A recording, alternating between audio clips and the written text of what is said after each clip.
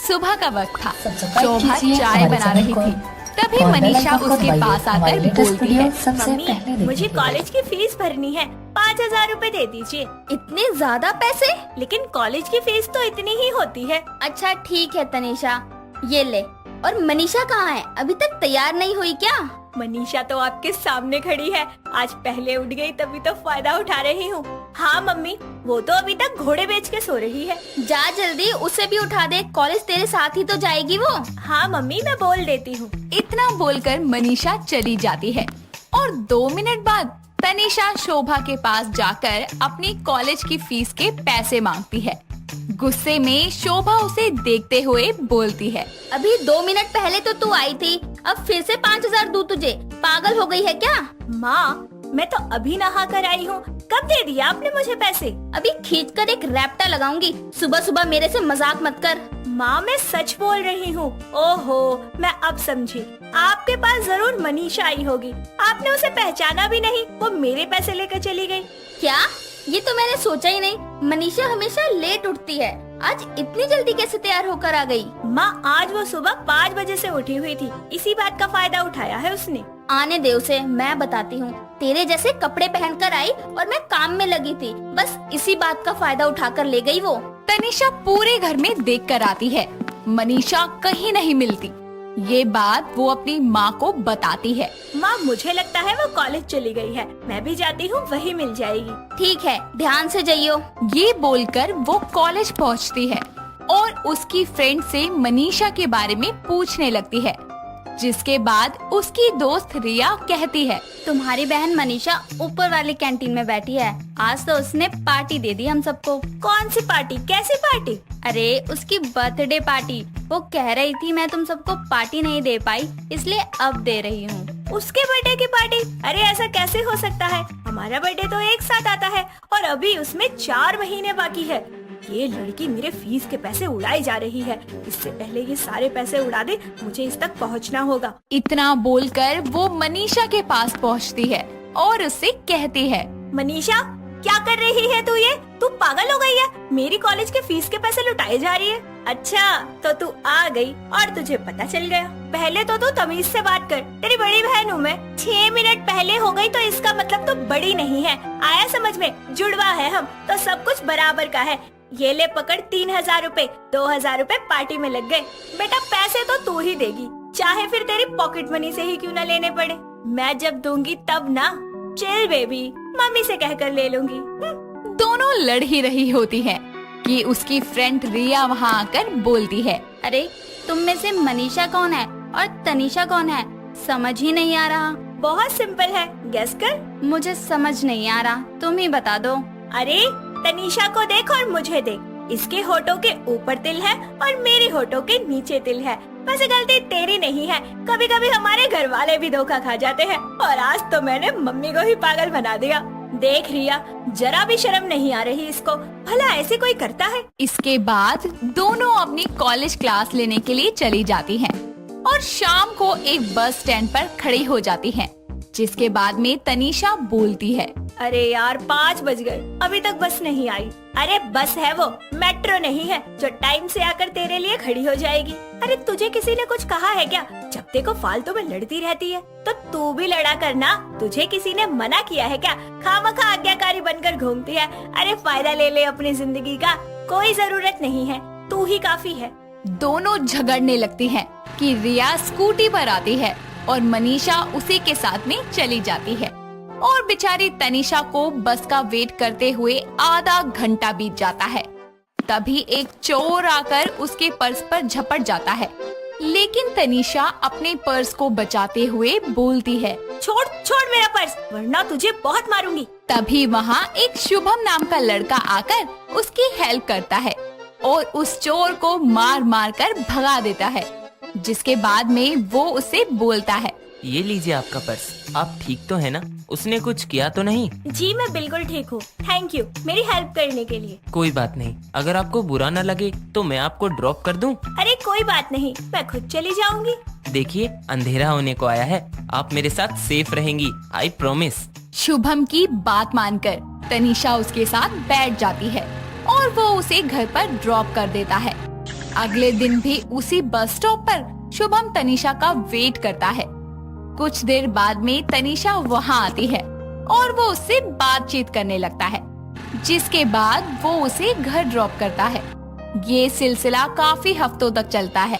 ऐसे ही एक दिन तनीषा को बुखार आता है और वो कॉलेज नहीं आती। उस दिन रिया भी कॉलेज नहीं आई थी और मनीषा बस का वेट कर रही थी। तभी वहाँ शुभम आता है और उसका हाथ प्यार से पकड़कर बाइक पर बैठने को कहता है। तभी मनीषा गुस्से में बोलती है, ओ हेलो भैया, कौन हो तुम? मेरा हाथ पकड़ने की हिम्मत कैसे हुई? मजाक कर रही हो ना तुम? चलो आओ, मैंने तुम्हारे लिए एक बहुत बढ़िया सरप्राइज रखा है, चलो। अबे ओ साले, पागल हो गया है क्या? फालतू में चेप हो रहा है मेरे। अरे मुझे नहीं चाहिए तेरा कोई भी सरप्राइज। एक बार में कल्टी हो जाए यहाँ से, वरना मेरा पारा हाई हो गया ना तो तुझे यहीं ढेर कर दूंगी। यार तुम कैसे बातें कर रही हो अपने बॉयफ्रेंड से? ऐसे थोड़ी होता है। तनीषा इतनी भी क्या नाराजगी? 5 मिनट ही तो लेट आया हूँ, अब गुस्सा थूक भी दो। क्या कहा तुमने? तुम तनीषा के बॉयफ्रेंड हो? हाँ बॉयफ्रेंड हूँ। ये कैसी बात कर रही हो तुम तनीषा? मैं शुभम, भूल गई क्या? अरे ओ ढक्कन, मैं मनीषा नहीं तनीषा हूँ। मनीषा मेरी जुड़वा बहन है, उसे बुखार है इसीलिए वो आज कॉलेज नहीं आई।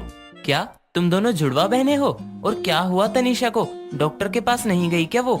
प्लीज तुम मुझे उससे मिलवा दोगी, मुझे बहुत टेंशन हो रही है। हाँ मिलवा दूंगी, लेकिन पहले तुम्हें मुझे एक चॉकलेट दिलवानी होगी और मुझे घर भी ड्रॉप करना होगा। ठीक है। इस तरह वो उसे चॉकलेट दिला देता है और घर के बाहर बाइक पर खड़ा हो जाता है। ये देखकर मनीषा बोलती है, बड़े चंटो, घर का एड्रेस भी पता है। अच्छा यही रुको, मैं उसे लेकर आती हूँ। ठीक है। मनीषा अपनी बहन तनीषा को बुला कर लाती है और तनीषा चादर ओढ़कर बाहर कांपती हुई आती है, जिसके बाद बाहर आकर वो बोलती है, शुभम तुम यहाँ कैसे और क्यों आए हो? तुमसे मिलने आया हूँ, तुम्हारी बहन से मिला। मुझे धोखा हो गया, मैं तुम्हें समझ बैठा था उसको। हाँ वो मेरे जैसी है, मेरी जुड़वा है ना, इसीलिए लोग ज्यादातर हम में धोखा खा जाते हैं। जल्दी से ठीक हो जाओ जान, कल तुमसे मिलूंगा मैं। इतना बोलकर वो उसे गले लगा लेता है। वक्त बीतता है। मनीषा शुभम को अक्सर तनीषा बनकर परेशान किया करती थी। कुछ दिन में शुभम और तनीषा अपने रिश्ते के बारे में अपने अपने घर वालों को बता देते हैं। दोनों के परिवार वाले आपसी सहमति से रिश्ता पक्का कर देते हैं। कुछ ही दिनों बाद में तनीषा और शुभम की शादी हो जाती है। सुहागरात को मनीषा को एक शरारत सूझती है और वो अपनी बहन के कमरे में उसी की तरह दुल्हन का जोड़ा पहनकर बैठ जाती है और घूंघट कर लेती है। कुछ ही देर में शुभम वहाँ आता है और मनीषा मन ही मन में सोचती है, आज तो मजा आएगा शुभम जीजू को उल्लू बनाकर। अरे तुम घूंघट करके क्यों बैठी हो? ऐसे कर रही हो जैसे कभी देखा ही ना हो। अरे नहीं, ऐसी कोई बात नहीं है, बस ऐसे ही थोड़ी घबराहट सी हो रही है। चलो अब मेरे करीब भी आ जाओ। अरे रुकिए, इतनी भी क्या जल्दी है? तभी खिड़की की तरफ तनीषा को देखकर वो समझ जाता है कि ये मनीषा है और शुभम बोलता है, आज तुम्हें मुझसे कोई नहीं बचा सकता तनीषा बेबी। आज सिर्फ तुम, मैं और ये हसीन रात होगी। ये बोलकर शुभम जैसे ही उसके क्लोज जाता है, मनीषा खुद ही घूंघट उठाकर घबराती हुई बोलती है, अरे शुभम जीजू ये मैं हूँ, आपकी तनीषा खिड़की के बाहर खड़ी है। मुझसे बचकर नहीं भाग सकती तुम तनीषा, मुझे उल्लू बनाना चाहती हो ना? नहीं जीजू, मैं सच कह रही हूँ। मैं और तनीषा मिलकर आपके साथ प्रैंक कर रहे थे। जानता हूँ, तुम्हें क्या लगा प्रैंक करना सिर्फ तुम दोनों बहनों को आता है? मैं भी मजाक कर रहा था। मनीषा घबराकर अपनी बहन को अंदर भेज देती है, जिसके बाद में तनीषा और शुभम अपनी लाइफ की नई शुरुआत करते हैं। कंचन पढ़ाई पूरी करके वापस घर लौटती है, जहाँ उसकी माँ सुनीता उसके लिए शरबत बनाती है, तो वहीं पिता नरेश अपनी बेटी का इंतजार कर रहे होते हैं। जैसे ही कंचन घर के दरवाजे पर आती है तो उसकी माँ बोलती है, आ गई मेरी बच्ची। हाय कितनी पतली हो गई है, हॉस्टल में खाना नहीं मिलता क्या? माँ आप बिना कुछ भी बोलती हैं। अरे आजकल की लड़कियों को पतला ही रहना चाहिए। अरे क्या अब उसको दरवाजे पे खड़े खड़े सुखा रही हो? अंदर भी आने दो, बेचारी को थक गई होगी वो। जिसके बाद कंचन अंदर आकर सोफे पर बैठ जाती है और सुनीता उसे शरबत लाकर देती है और शरबत पीकर कंचन बोलती है, वाह माँ, इतने दिनों बाद आपके हाथ का शरबत पीकर मजा ही आ गया। और हम तो यही शरबत पीकर जी रहे हैं बेटा। क्या करें, जब से तू गई है तब से तेरे हाथ से बना 56 भोग जैसा खाना खाने को नहीं मिलता। हाँ हाँ, मैं तो जैसे आपको भूखा ही रखती हूँ। बेटी आई नहीं कि अपनी फरमाइशें चालू हो गई बस। माँ पापा, आप दोनों कभी नहीं सुधरोगे। पता नहीं आपकी ये शिकायत करने की आदत कब जाएगी। ये सब तो चलता रहता है बेटा। तू आज एक काम कर, अपने हाथ से बना कुछ बढ़िया सा खिला दे। कुछ क्यों पापा, मैं आपको 56 भोग बनाकर खिलाऊंगी। इतना कहकर कंचन जल्दी से हाथ मुंह धोती है और फिर किचन में 56 भोग बनाने चली जाती है और कुछ ही देर में खाना तैयार करके टेबल पर लगा देती है। खाने को देखकर उसके माता पिता बोलते हैं, हाय कितनी गुनी है मेरी बेटी, ऐसा 56 भोग तो कोई भी नहीं बना पाएगा, वो भी अकेले। अरे मैं तो कहती हूँ जिसके भी घर जाएगी उसके तो भाग ही खुल जाएंगे। 16 आने सच कह रही हो भगवान। जिसके बाद सब साथ में बैठकर खाना खाते हैं। ऐसे ही कुछ दिन बीतते हैं और कंचन जब भी खाना बनाती तो 56 भोग ही बनाया करती। ऐसे ही एक दिन कंचन के लिए रिश्ता आता है और उस दिन भी कंचन 56 भोग ही बनाकर मेहमानों के सामने रखती है। दोनों माँ बेटे कंचन का बनाया हुआ 56 भोग खाकर अपनी उंगलियां चाटते रह जाते हैं। जिसके बाद अमन बोलता है, अरे वाह माँ, कितना स्वादिष्ट है। कंचन जी, आपके हाथों में तो जादू है। आप शादी के बाद भी ऐसा ही 56 भोग बनाएंगी ना? जी क्यों नहीं, मुझे 56 भोग बनाना बहुत पसंद है। मैं आपके लिए रोज तरह तरह का खाना बनाऊंगी। जिसके बाद एक अच्छा दिन देखकर कंचन और अमन के घर वाले उनकी शादी करवा देते हैं। ससुराल में भी अपनी पहली रसोई की रस्म में कंचना 56 भोग ही बनाती है। ऐसे ही दिन बीतते हैं और कंचन नए नए तरीकों से 56 भोग बनाया करती। कभी उसमें मराठी तो कभी गुजराती या फिर बिहारी खानों का मिश्रण डाला करती, तो कभी चाइनीज खाने का। इसी तरह वो रोज ढेर सारा खाना बनाया करती। ये देखकर एक दिन उसकी सास बोलती है, बहू, ये क्या रोज रोज तू 56 भोग बनाती रहती है? कभी सादा खाना भी बना लिया कर। अरे इसको बनाने में जितनी तेरी मेहनत लगती है ना, अरे उससे कई ज्यादा तो इसे बनाने का खर्चा आता है। लेकिन माँ जी, मैं तो रोज अलग और नई चीजों को मिलाकर बनाती हूँ ना। अरे ओ बैल बुद्धि, 56 भोग को अलग अलग तरीके से बनाने से क्या फर्क पड़ जाएगा? बनाती तो फिर भी तू ढेर सारा ही है और जो बच जाता है उसे फेंक देती है। अरे मैं पूछती हूँ, इसके लिए पैसे क्या पेड़ से टपकते हैं? माँ जी, मुझे नहीं अच्छा लगता वो सब खाना। अरे क्या मजा आता है रोज रोज सादे से दाल चावल खाने में। अरे आपको तो भगवान का धन्यवाद करना चाहिए कि आपको इतनी अच्छी बहू मिली है। हे भगवान, लोग कहते हैं कि नई नवेली बहू घर में लक्ष्मी का रूप लेकर आती है और एक मेरी बहू है, 56 भोग बना बनाकर घर की सारी लक्ष्मियाँ लुटा रही है। निर्मला के इतना सब कहने के बाद भी कंचन को कोई फर्क नहीं पड़ता और वो रोज 56 भोग बनाती। ऐसे ही एक दिन निर्मला कंचन को बोलती है, बहू, आज रात में खिचड़ी बना दियो, मेरे पेट में कुछ दर्द सा हो रहा है। इतना कहकर उसकी सास वहाँ से चली जाती है और रात को जब अमन ऑफिस से घर आता है तो फ्रेश होकर खाना खाने टेबल पर बैठ जाता है। तो टेबल पर वही पनीर, छोले, पूड़ी, मिठाई जैसे 56 भोग दिखता है। जिसके बाद वो गुस्से में आकर बोलता है, ये क्या है कंचन, तुमने फिर वही रोज की तरह 56 भोग लाकर परोस दिया, और वो भी इतना सारा। कभी कुछ सिंपल और हल्का भी बना लिया करो यार। वही तो, अरे 3 लोगों के लिए भी ये 56 भोग बना के रख देती है। अरे इतना सारा खाना रोज रोज कौन खाएगा? मुझे तो डर लगता है कहीं एक दिन में ये 56 भोग खाते खाते टपक ना जाऊं। अरे मुझे समझ नहीं आता, आप लोगों को जब बना बनाया अच्छा खाना मिल रहा है तो आप लोगों को खाने में भी दिक्कत है। कंचन की ये बात सुनकर अमन और निर्मला समझ जाते हैं कि उनके कहने से कंचन नहीं समझने वाली। इसीलिए वो दोनों मिलकर कंचन को सही रास्ते पे लाने के लिए प्लान बनाते हैं। और एक दिन अमन जब ऑफिस से घर आता है तो वो बोलता है, माँ, कंचन, ऑफिस दूसरी जगह शिफ्ट हो गया है, जिसके कारण कुछ एम्प्लॉयज को नौकरी से निकाल दिया है, जिसमें मैं भी शामिल हूँ। और आप दोनों को तो पता है कि ये घर हमें ऑफिस की तरफ से ही मिला था, तो अब हमें इसे भी छोड़ना पड़ेगा। क्या? अब हमें ये घर छोड़ना पड़ेगा?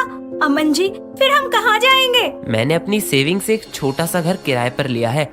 अब हमें वहीं रहना होगा जब तक कि मुझे कोई दूसरी नौकरी नहीं मिल जाती। ये सब सुनने के बाद तो जैसे कंचन के होश ही उड़ जाते हैं। फिर वो तीनों अपना जरूरी सामान लेकर किराए के मकान में रहने लगते हैं। और ऐसे ही एक दिन कंचन अपनी सास से बोलती है, माँ जी, बाजार से कुछ सब्जियाँ ले आइए ना, घर में कुछ भी नहीं है बनाने को। अरे तुझे तो पता है कि सब्जियां फ्री में नहीं मिलती, और मेरे पास पैसे नहीं है कि मैं रोज रोज कुछ अलग अलग खरीदूं, तो जो कुछ भी घर में है वही बना दे। अरे हाँ, मैं तो भूल ही गई कि महारानी को 56 भोग बनाने की आदत है, इनसे तो कुछ और बनेगा ही नहीं। इतना कहकर निर्मला खुद ही खाना बनाने लगती है और रात को तीनों मिलकर चटाई पर बैठकर खाना खाते हैं। तो कंचन अपने सामने थाली में नमक और रोटी देखकर बोलती है, माँ जी, ये क्या है? नमक और रोटी? अरे मैंने अपनी पूरी जिंदगी में कभी ऐसा खाना नहीं खाया। छी, ये कितना बेस्वाद है, इसमें कोई मजा नहीं है। हाँ, तो अब तेरे लिए 56 भोग परोसूं क्या? देख बहू, दिन हमेशा एक जैसे नहीं होते। जो रखा है सामने वो खा ले, और अगर नहीं खाना तो भूखी मर। इतना बोलकर वो खाना खाने लगती है और कंचन को एहसास होता है कि सच में उसने कितना खाना वेस्ट किया है और अब वही खाना उसके नसीब में नहीं है। फिर वो दुखी होकर बोलती है, माँ जी, अमन जी, मुझे समझ आ गया है कि खाने की क्या अहमियत होती है। आप लोग जो भी कहते थे वो बिल्कुल ठीक था। खाना हमेशा हिसाब से ही बनाना चाहिए। तो अब तुम्हें खाने की अहमियत पता चल ही गई। तुम जानती हो, जितना खाना बचा तुम फेंक देती थी, उतना तो किसी को नसीब भी नहीं होता। हाँ बहू, और 56 भोग कभी कभी ही अच्छा लगता है, हमेशा नहीं। और तुझे इस बात का एहसास हो, इसीलिए हम सब ने ये नाटक किया। नाटक मतलब? मतलब ये कि मेरी कोई नौकरी नहीं गई और ना ही हमारा घर हमसे लिया गया है। वो तो तुम्हारे हाथ का बना 56 भोग बार बार ना खाना पड़े और बाकी खाना ऐसे बर्बाद ना हो, इसीलिए हमने ये सब किया। ऐसे ही अगले दिन वो लोग अपने पहले वाले घर में आते हैं और अब कंचन अपनी सास से सिंपल सादा खाना बनाना सीख लेती है।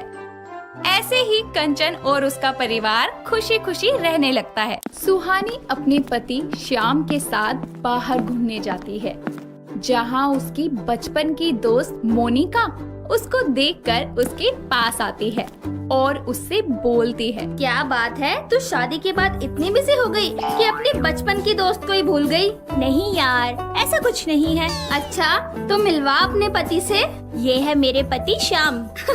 ये है तेरा पति।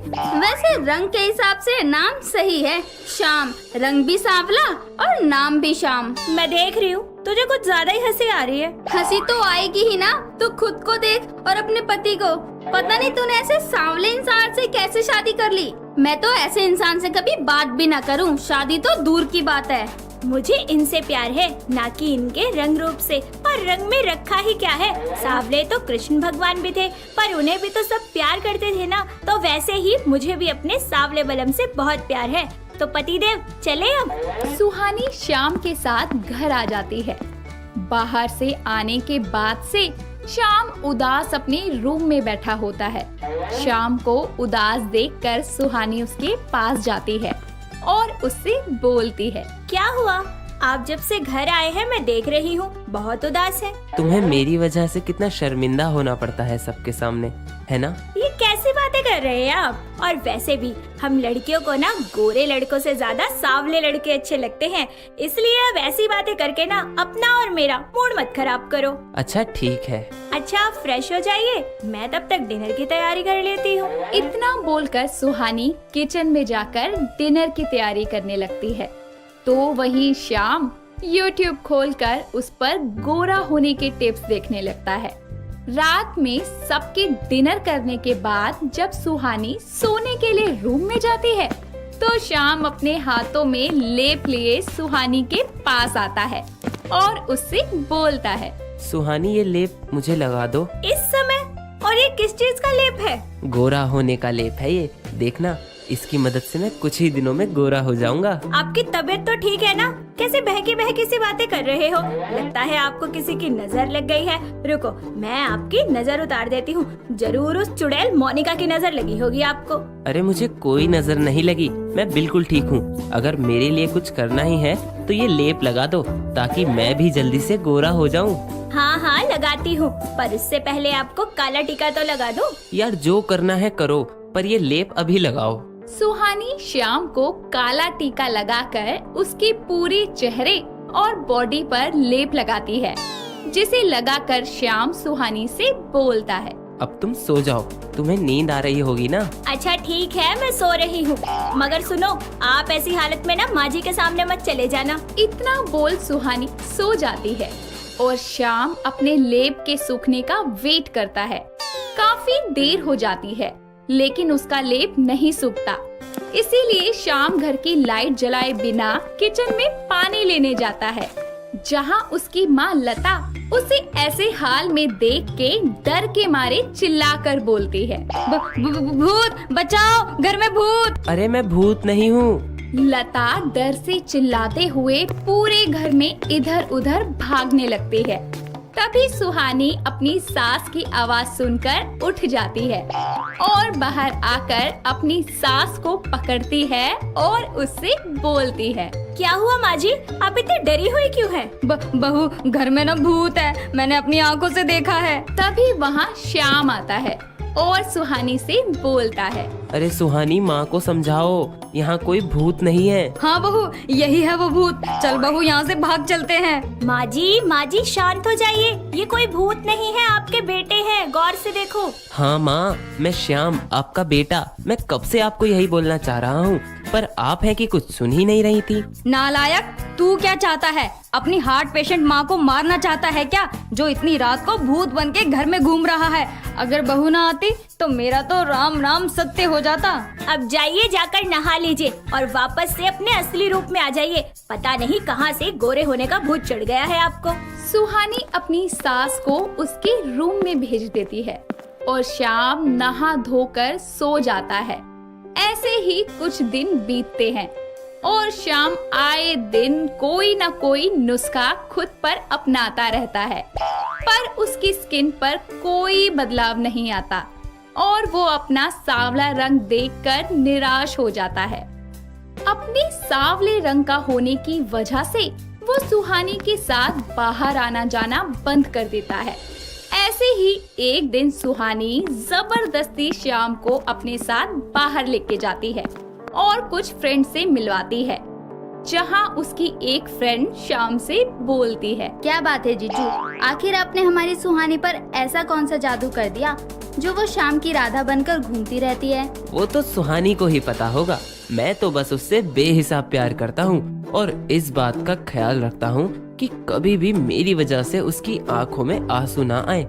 चलिए आप लोग बात कीजिए, मैं आता हूँ अभी 2 मिनट में। इतना बोलकर श्याम वहाँ से चला जाता है। यही सुहानी का एक दोस्त उससे बोलता है, यार श्याम इंसान तो बहुत अच्छा है, पर क्या यही कि वो सांवले है? मेरी एक बात ना कान खोलकर सुन लो तुम सब। श्याम मेरे पति है, वो काले है या गोरे इससे मुझे कोई फर्क नहीं पड़ता और मैंने यहाँ किसी को इतना हक नहीं दिया कि कोई मेरे पति के लिए मेरे सामने ऐसे बोले।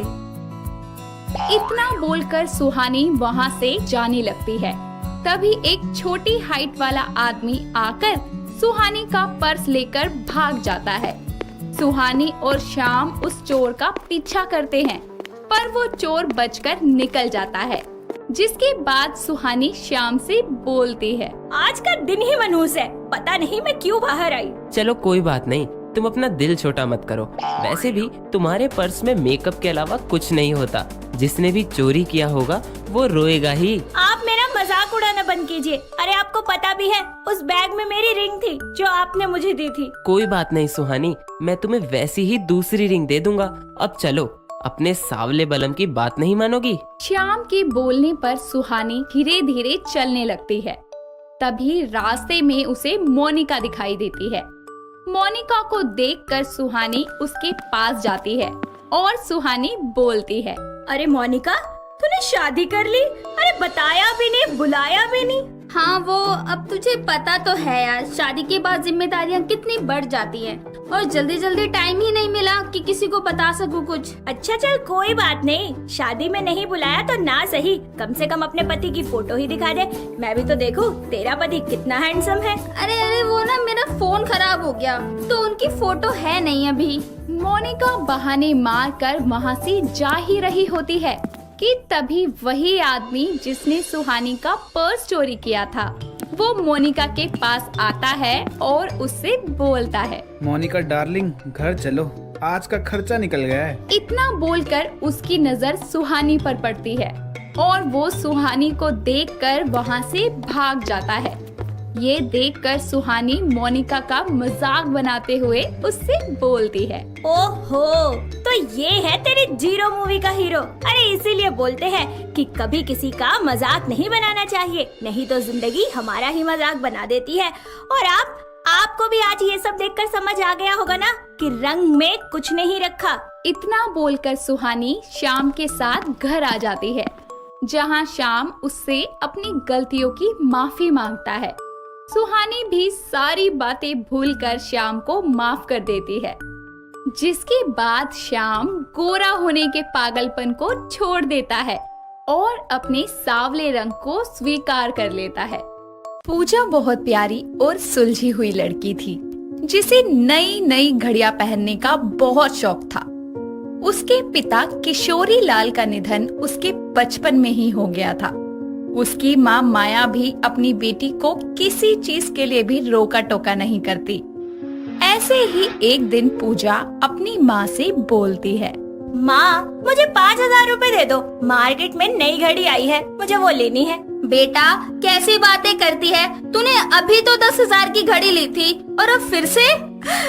माँ अगर पिताजी जिंदा होते ना तो वो मुझे कभी मना नहीं करते, काश उस दिन उनके साथ साथ मैं भी इस दुनिया से चली गई होती। इतना बोलकर पूजा रोती हुई अपने कमरे में चली जाती है और बेचारी माया का दिल बुरी तरह टूट जाता है। माया अपने घर की तिजोरी से अपनी दवाई के लिए बचाए हुए पैसे निकालती है और पूजा को देती हुई बोलती है, गुड़िया ऐसी छोटी छोटी बातों पर रोया नहीं करते बेटा, ये ले पैसे और ले आ जो तुझे चाहिए। सच्ची माँ तुम बहुत प्यारी हो, आई लव यू, और मुझे माफ कर दो, मैंने गुस्से में तुम्हें ज्यादा ही कह दिया, सॉरी माँ। कोई नहीं बच्चे, मुझे पता है तू मुझसे बहुत प्यार करती है मेरी लाडो, तेरे बिना मेरा है ही कौन, फिर कभी ऐसा मत कहना। पूजा पैसे लेकर खुशी खुशी वॉच शॉप पर जाती है और सेल्समैन से बोलती है, भैया ये घड़ी कितने की है? मैं मात्र 5,000 रुपए, आज ही आई है मार्केट में, ब्रांड न्यू है। ओके पैक कर दो। पूजा वॉच लेकर घर आती है और अपनी माँ को दिखाती हुई बोलती है, माँ देखो ये घड़ी कितनी सुंदर है, बस 5,000 की है।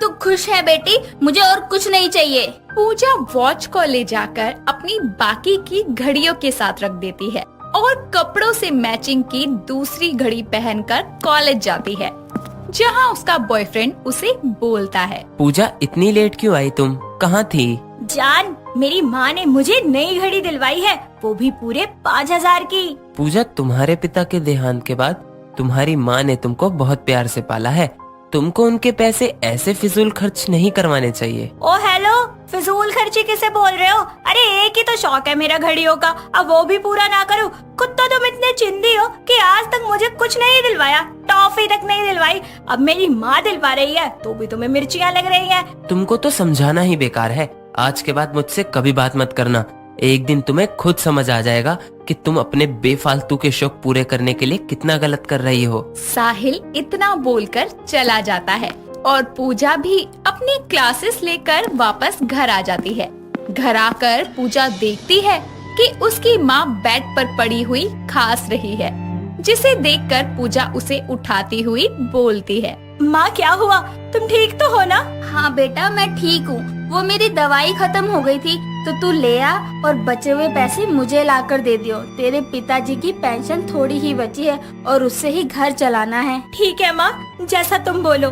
पूजा दवाई लेने निकल जाती है और दवाई लेकर आते हुए उसे दिखाई देता है कि वॉच की उसी शॉप पर सेल लगी है। पूजा को कुछ समझ नहीं आता और वो शॉप के अंदर चली जाती है, जिसके बाद सेल्समैन उसे देखकर बोलता है, अरे मैम, आप फिर? आप परसों ही तो 5,000 की घड़ी लेकर गए थे। ओह, तो अब मुझे तुमसे पूछ के घड़ी खरीदनी है क्या? सॉरी मैम, मेरा वो मतलब नहीं था। बताइए आपको क्या दिखाऊं? अब क्या घड़ी की शॉप पर गोलगप्पे खाने थोड़ी ना आऊंगी। चलो जल्दी से मुझे अच्छी अच्छी घड़ियाँ दिखा दो। पूजा बचे हुए पैसों से वॉच खरीद लेती है और घर आ जाती है, जिसके बाद वो घड़ी को अपनी माँ को दिखाते हुए बोलती है, माँ देखो, मैं कितनी सुंदर घड़ी लेकर आई हूँ, वो भी सेल से। पूजा बेटा, मैंने तुझे मना किया था पैसे बर्बाद मत करियो, पर तू पैसे बर्बाद नहीं किए माँ, सस्ती घड़ी लाई हूँ, महंगी नहीं लाई। बेटा पैसे बचाना सीख।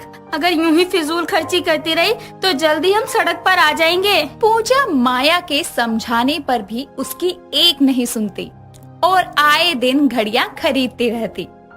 ऐसे ही दिन बीतते हैं और एक दिन माया रसोई में काम करते करते चक्कर खाके गिर जाती है।